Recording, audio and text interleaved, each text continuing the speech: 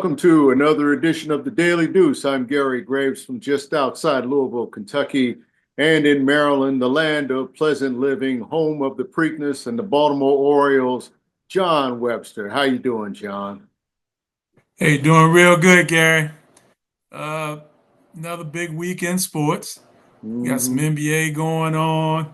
We're going to do a Preakness recap with you and a PGA Open recap with you. And I heard you mention the Orioles. As we get through basketball, we'll talk a little bit about the Orioles and what is or is not going on in Baltimore. Well, there's a lot going on, but it ain't winning. And I'll be honest with you, we'll talk about it later, but I'll be honest, I am really, really surprised at how you go from 100 wins to possibly 100 losses in one season. We'll talk about it, Gary. Okay. All right. Remember, it's only May. It's only May. All right. Well, But we got some big basketball going on right now. The NBA is into their conference finals, the Eastern Conference Finals, the Western Conference Finals. You got OKC going against Minnesota. Let's start with that one, Gary. What's going to happen, man? What's happening with that? What's going to happen with that series? well, I'll tell you. Okay. What I think will happen is OKC having matured a lot against Denver in that series and going 7 games. Remember, it's like I think what was it? They were down. Well, they lost game one.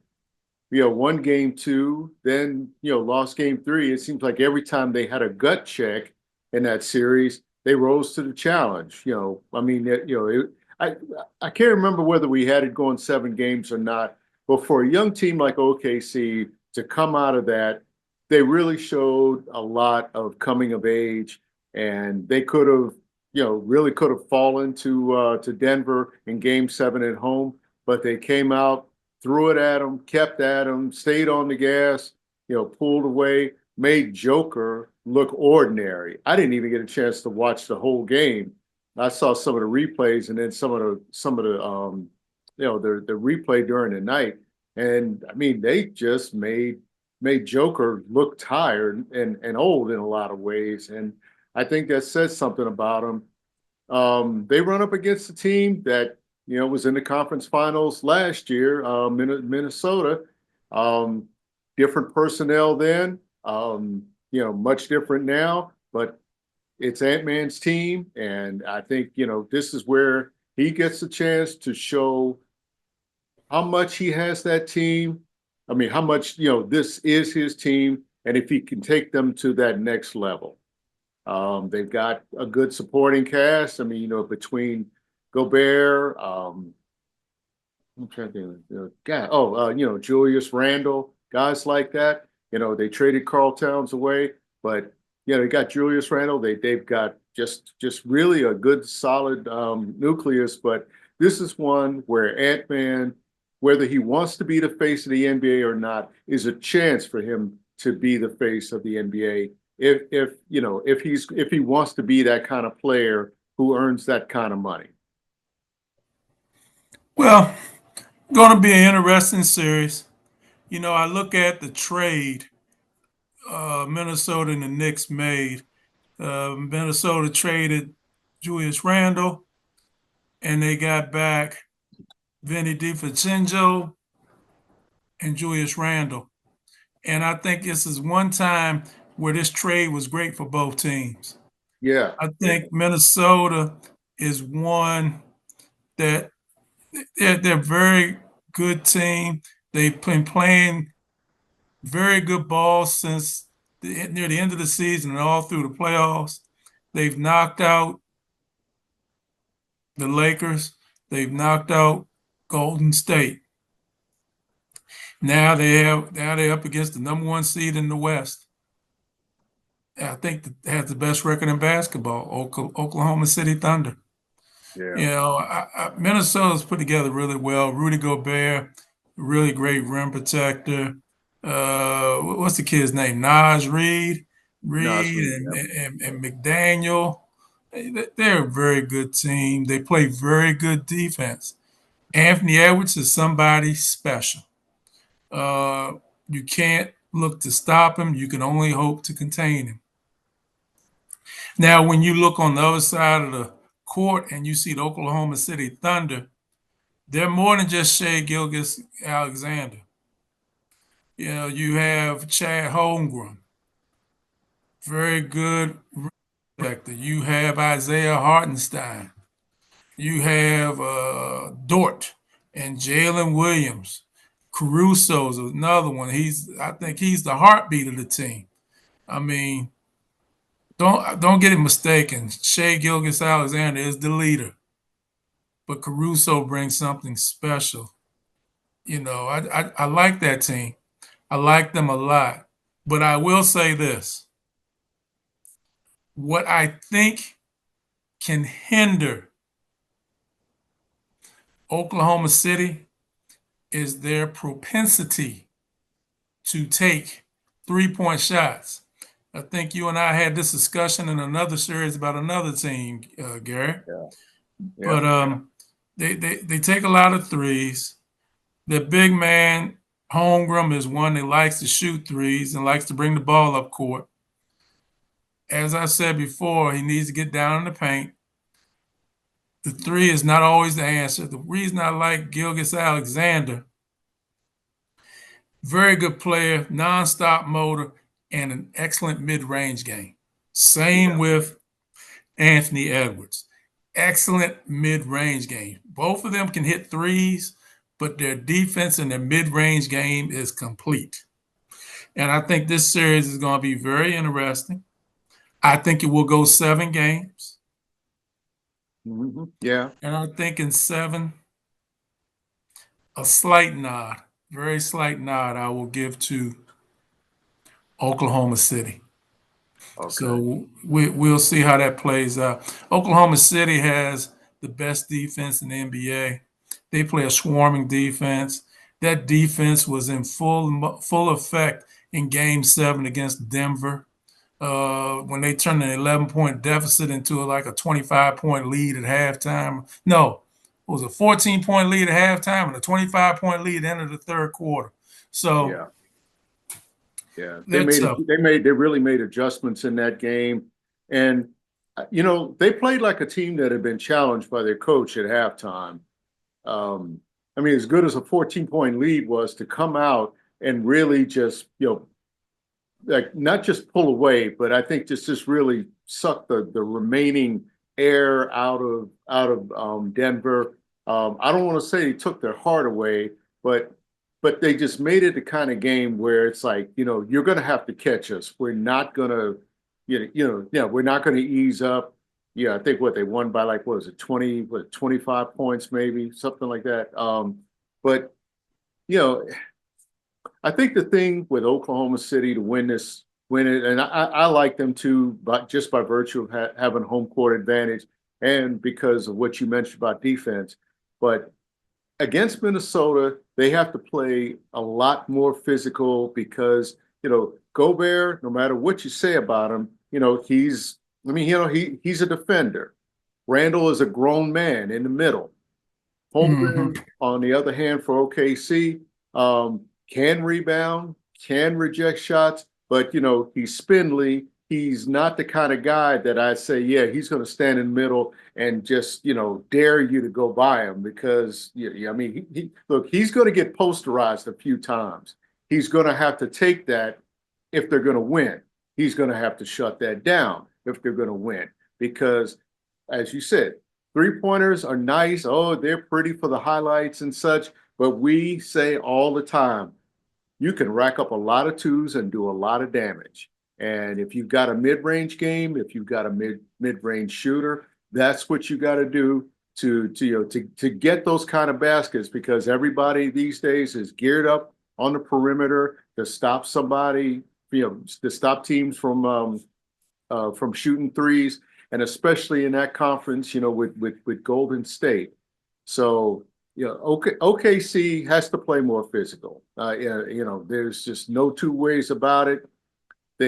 I think they're a team that doesn't necessarily have to rely on Shea Gilgeous-Alexander, but Yeah, well, because of, he's got a supporting cast. He tries his best to involve them, and they do have amazing balance, and this is a really a good matchup, not because I mean these are teams that excuse me, match up well against each other because of what they have and at certain positions. It's kind of a wash. They've got both have big men. They both have um, power forwards, and they both got dynamic guards that can play well on both ends. The thing that I really worry about with OKC playing Minnesota is that they might take their eye off of Ant at the wrong time. And if you do that, he's going to burn you because he can turn a couple of baskets, a couple of consecutive baskets into 12 straight points, and just turn the game into something completely different. That's the way that they've won both of their series, and they can't take their eye off of him for any stretch. Any stretch. I mean, it's got to be 48 minutes if they really want to win this series. Well, let's take a look at the other series, the Eastern Conference Finals, with the Indiana Pacers and the New York Knicks. Speaking of, you can't take your eye off somebody, you can't take your eye off Tyrese Halliburton. He can burn you as well. So, what do you think Oh, about this series? John, I keep thinking about 1995, Indiana and the Knicks and Reggie talking trash to Spike Lee, and it's like two teams that I think I mean we're talking about 30 years later, but they could be two teams that don't like each other because um, they're finding themselves. They've got each got some bravado that they want to prove. I like the Knicks in this series. I really do, because I think there's because of Jalen Brunson, Mikal Bridges, guys like that. They've got several, and Karl Anthony Towns. I'm not sure what the status of his hand is, but they've got so many guys at other positions that can complement them, and they don't seem to lose their cool in the clutch. I think you can rattle Indiana, especially Tyrese Halliburton. In the last series, all due credit, in terms of them beating Cleveland, but uh, Halliburton had a couple of off games in that series when he should, when he really shouldn't have, and that concerns me about his focus. And a team like New York, I think, can really exploit it. But a guy like Jalen Brunson is, I think, I'm going to pick the Knicks in 6 just because I think they can steal one. And they're the kind of team that can steal one because they have a physical presence. Because, I mean, they're the Knicks. When they go on the road, I don't care, even in the bad years, that, people will turn out to jeer them. They're not afraid of going into an enemy arena and playing ball. This particular group in particular. Well, really great analysis, Gary. I think Indiana is a team they say that the Knicks need to continue playing a pattern game and don't run with them. I Yeah. agree with that, but I'll also say this. Indiana is multifaceted on offense. Hmm. They don't have to just run to be able to make their statement on offense and get their points. You have Halliburton who can handle the ball, who can dish it off or shoot, drive, kick it out. Very adept as a point guard. Excellent point guard. You look at Miles Turner, he can go inside and do damage. He can come outside and do some damage. Siakam is a 3 or a 4. He's able to lengthen the court with his game. Yeah. And He's an energy guy. He's a real yeah, energy guy. they're tough, man. And then you bring Matherin off the bench. You bring T.J. McConnell off the bench. Now, this ain't gonna be an easy series. the Knicks with Jalen Brunson. Jalen Brunson is an unbelievable player and one of the best clutch players, not only in this series, but in the league. Yeah. They got him. Julius Randle is playing really well. This has been a great fit for him. Carl Anthony Towns has been doing his thing. But I'll say this, Gary. The Knicks were built to beat Boston. Indiana is built to win a championship. Hmm. So, may not agree with that. And, that's just how I It, see it. it's an interesting take. The thing about, I guess, about Indiana, projecting their ceiling is difficult because maybe because of the division that they play in, maybe because of the Eastern Conference, and Boston has been the standard bearer for the last few years. And you also got the Knicks, and then of course Cleveland is was a factor, but I think, and I say this from living out this way, living like an hour and a half from Indianapolis, and and getting their games, that they're playing with house money again. The thing is, I think they were set up to maybe face a team like Boston. Like you said about New York. New York made the trades, made the right trades, of course, to get Carl Anthony Towns. But you're right. They were built to face Boston. I think, in a sense, Indiana was built to get to a point where they can compete with Boston. Um, I mean, we know all the things that contributed to the Celtics' demise, including a devastating injury to Jason Tatum. But you're right in that they're built to win a championship. And since you said that, I feel like if you got an opportunity like this year, and I think it is a good opportunity, in spite of everything in the West with OKC. OKC, this has to be their championship to lose. That's the way that they have to look at it. But Indiana, I feel like they've been there, several times. I mean, they've made deep runs, not necessarily with this roster, and I'm not talking about the last couple of years, but just over the last 5 or 6 or 7 years, and they've slowly gotten there. I don't think anybody expected them to be there, but but they beat Cleveland with a lot more energy, and they're facing a team that's much like them, and it's going to be, as you like to say, a slobber knocker, a rock fight, a slugfest, a street brawl. I mean, I halfway expect somebody to pull a knife out of their sock on a possession, playing defense, maybe even playing offense. That's how physical this is going to be. I mean, this is kind of a grudge match, and it's between two teams, again, that I think really deep down, because of the history, because you're going to have Reggie on one sideline doing commentary for TNT, and then you're going to have Spike Lee everywhere, and he's going to be a factor. But I still like the Knicks in this one, just because they seem to be their most balanced, and they did addition by subtraction with trading Randall, and then they made a big addition with Carl Anthony Towns, that aircraft carrier that you like to talk about in the middle, who can shoot threes, but I think he's going to have to realize he's going to have to shoot twos in this series if they're going to advance, because he's going up against another 7-footer. It's going to be a showdown of big men and guards. I'll leave you with this note. You said Knicks in 6. I'm saying Indiana in 6. All right. So we go from there. This will be two very interesting series.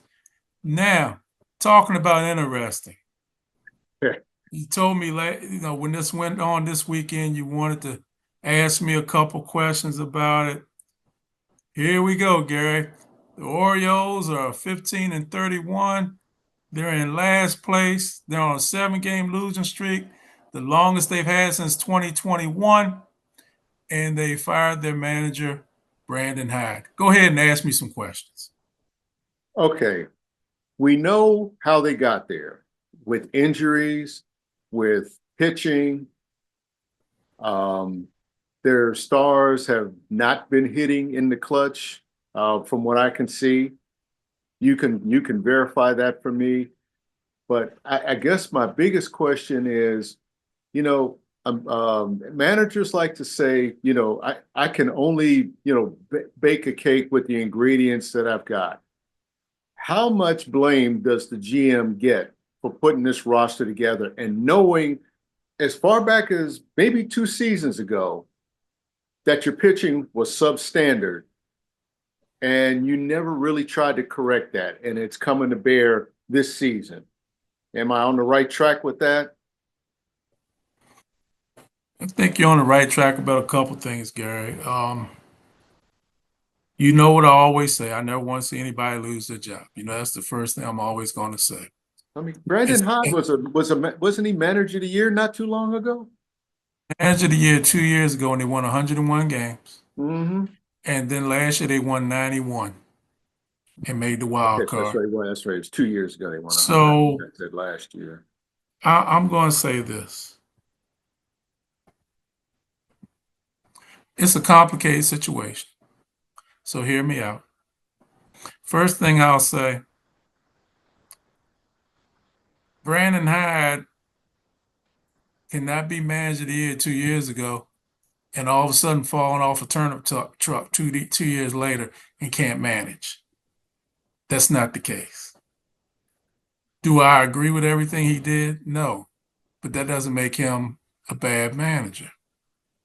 What I do think happened, I think there was a conversation, and the general manager was in a conversation with someone in that front office, and Elias, who is the general manager, is not going to fire himself. That's how Brandon Hyde got fired. I'll also say this about this season. This is the absolute perfect storm. You and I, a few weeks back, went over 8 pitchers who were on the injured list. They have a total of 14 at the time, 14 players with 8 of them pitchers. You have Kyle Bradish, who's a number 2 or number 3, or maybe your number 1 pitcher, out with Tommy John. He'll be back in August or maybe next season. Grayson Rodriguez, who is your number 2, he hasn't pitched this season. And there is scuttlebutt now that he may have to have Tommy John. Yeah. So what I will say for Elias, and I mean, Kittredge was a reliever that's supposed to be coming in. He was hurt with an injury. Tyler Wells has been out with elbow surgery. Felix Batista is just getting back from Tommy John. What I will say is this. Corbin Burns also decided he wanted to be in Arizona, which is where he's from. You can't get everybody, but you can foresee some things. And some of these moves that he made this year didn't work.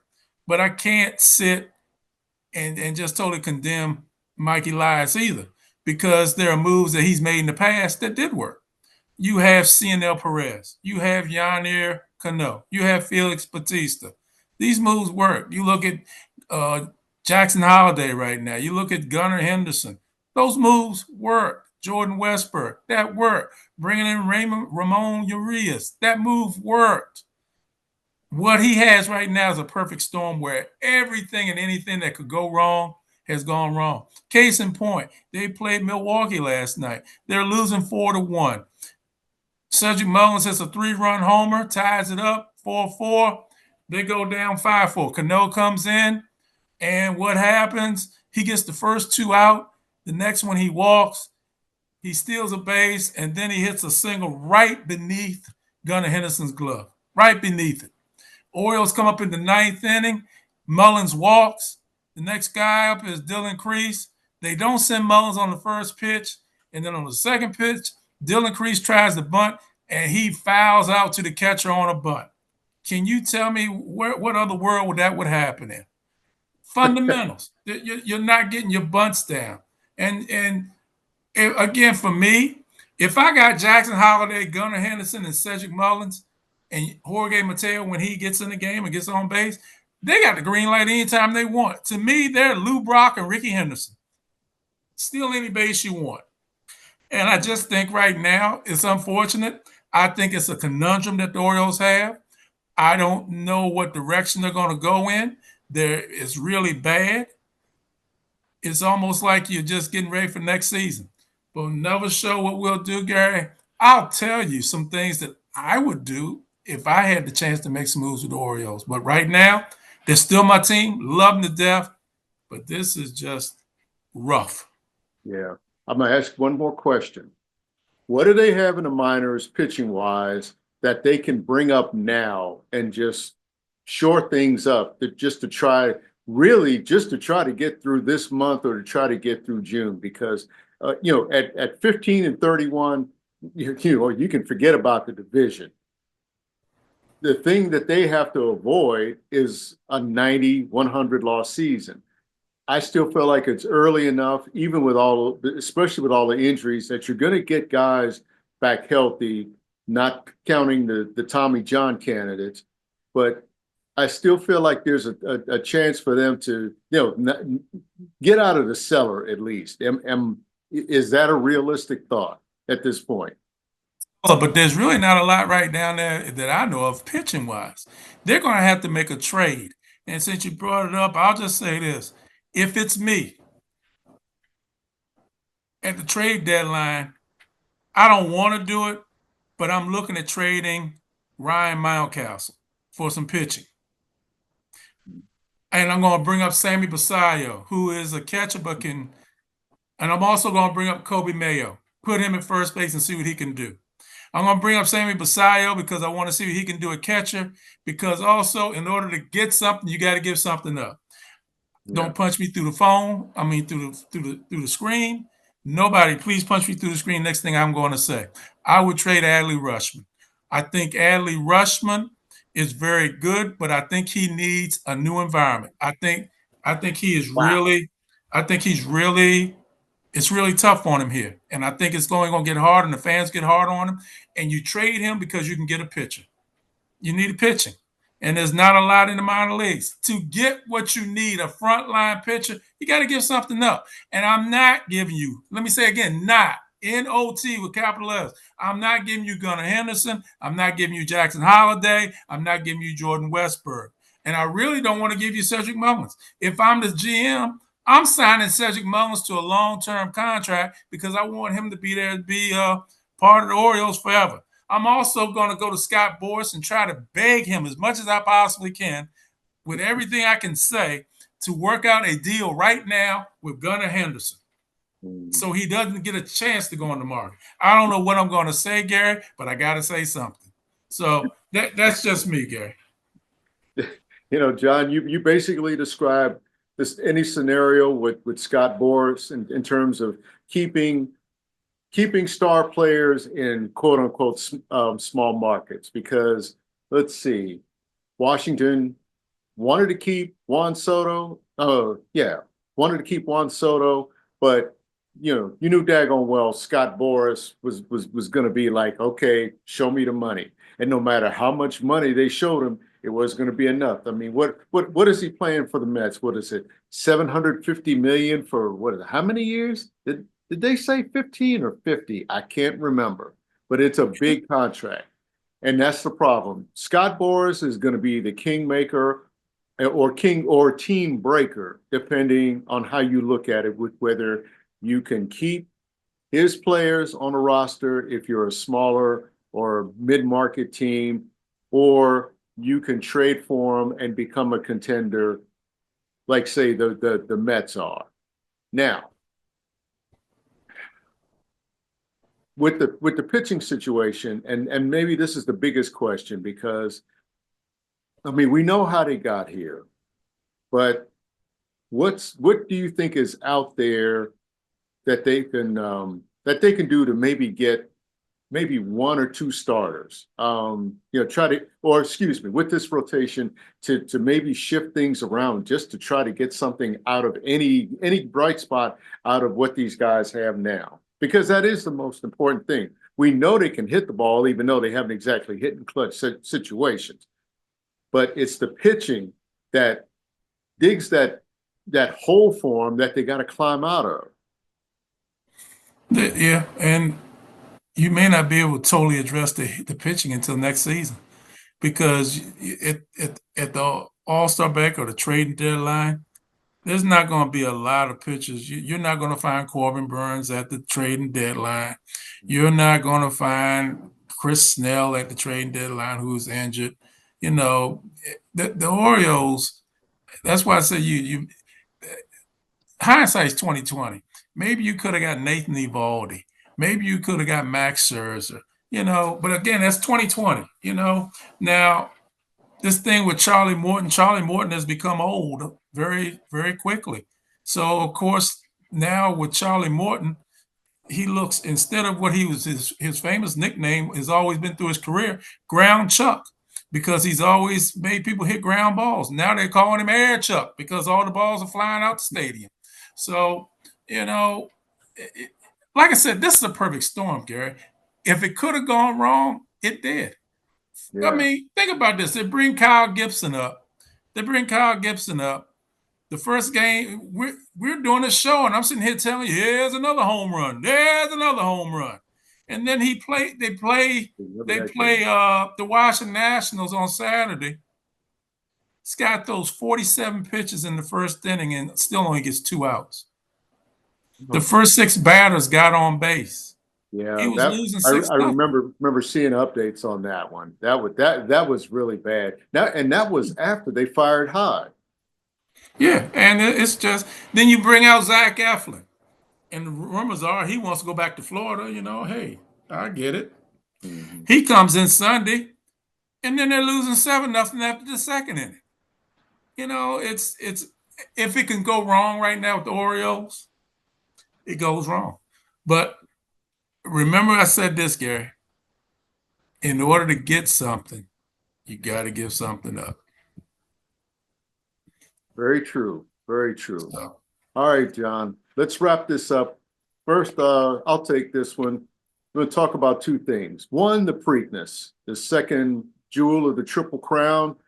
No Kentucky Derby winner Sovereignty, whose status for the Belmont is still kind of up in the air, but my gut tells me that that he'll probably be there because it will have been about 5 weeks between starts, which is what I think they wanted to do. But John, I have to give a shout out to journalism, not just because I have a personal vested interest in the industry, like everybody else that was following that fine horse, but that stretch run at Pimlico to really come from mid pack to the back to then come in and get bumped against the rail and entering the stretch, break free, find that 2 hole and chase a horse down. I mean, he made up not only distance just by navigating himself in a position, but he made up 8 lengths in something like 5 seconds. He turned it on. That was one of the most impressive runs, stretch runs I think I've seen out of any horse to win by a nose. No matter what happens in this Triple Crown, that race in particular is one that gives me goosebumps. And that's the thing I love about the Preakness. And that's one of those things that I wish that the Kentucky Derby winning connections remember how good a race that is, because it's a sprint compared to the other two. Now they go to Saratoga for the Belmont, the displaced Belmont for the last year. It goes back to New York City next year. But it's going to be an interesting matchup if Sovereignty goes to Saratoga, because I think you saw what he can do in the slot. I'm interested to see what he can do on a dry, fast track, especially against journalism, who really, despite everything he had to encounter in the Derby and the mud, still finished second. Now, if you have them both on equal footing, almost the same length race like the Derby, it's going to be interesting. I hope that the owners of Sovereignty decide, look, let's give it a shot, because you can't have a Kentucky Derby winner going to those summer stakes races with just the Derby on his resume. He's got to show, if he wants to be Horse of the Year, if he wants to get to the Breeders' Cup and be like the top 3-year-old, you've got to run the top races. The Belmont is a test. The Travers is a test. The Haskell Invitational is a test, and there's probably one that I'm missing in between before you get to the Breeders' Cup. But you got to run the Belmont, and you got to silence some of the questions about, well, maybe you're ducking journalism. Journalism, I think, is the one that's carrying a lot of the momentum into this, because that was really a great race, even though he wasn't in the best place. He saved it all for the last, and you saw how good he was. Well, you said it all. Now give us a quick Very quick. recap of the PGA. Well, just like I predicted journalism would win the Preakness, I predicted Scotty Scheffler would win the PGA, and he did by about 5 or 6 strokes. Even though he wobbled a little bit in the final round, but he had enough of a cushion where he could kind of shake it off, and that's the kind of golfer that he is. Like, he opens with I think it was like a bogey 5 on the first hole on Sunday, then finishes off with follows with a birdie 3. And I said, that's the kind of Scotty that I'm used to seeing, a guy that he can shake off a bad hole. And if you look at he's very, very consistent. And I love the fact that he won another major. They won his 3rd major. I think he's got the momentum. It's going to be tough for the U.S. Open, because that is the most challenging course. It's set up that way. You could be talking about higher scores, but of course, a tournament like the PGA Championship is one that's really built for long drivers like him, for long players like him, and it's how you finish on the putts. And he did really, really well on that. I got to congratulate him again.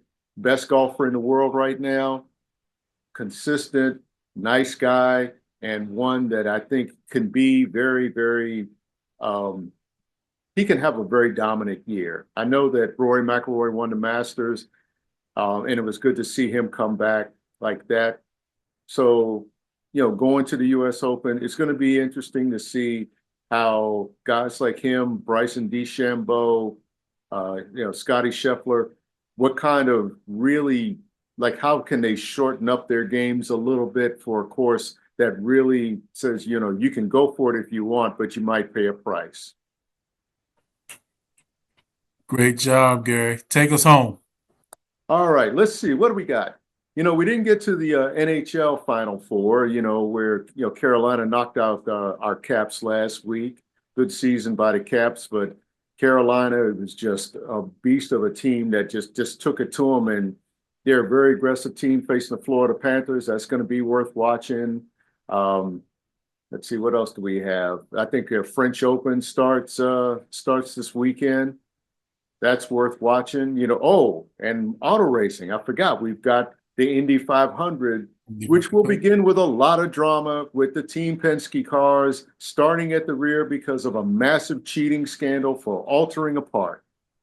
That is something, first of all, no winner has ever come from the back row. But consider this: if you want to watch a race just for the drama, see how those Penske cars, whose owner, Roger Penske, has won 20 Indy 500s, owns the Speedway, owns the series, and owns 3 of the cars that are in the field. How do they really adapt to an embarrassing scandal that has raised a whole lot of questions about really the marquee team in the sport? There's also Formula One racing on Sunday morning, Monaco Grand Prix. If there's anything that you got to get up, any sport to get up and watch, John, that's a sport to do it, because it really is a beautiful race to watch, even if you're not into car racing. The scenery alone is just worth it. The celebrities that they show, I mean, look, if there was ever a travel commercial, a free travel commercial, that's it. Well, thank you all for watching again. Another great week in sports. As we all, what Gary and I always say, watch some basketball, watch some football, watch some Formula One racing, watch the Indy 500 race, watch some soccer, watch some hockey. But above all else, WNBA. Please Oh, watch the that's right. WNBA. That's right. But above all else, just watch some sports and come back and see us again real soon. Take care.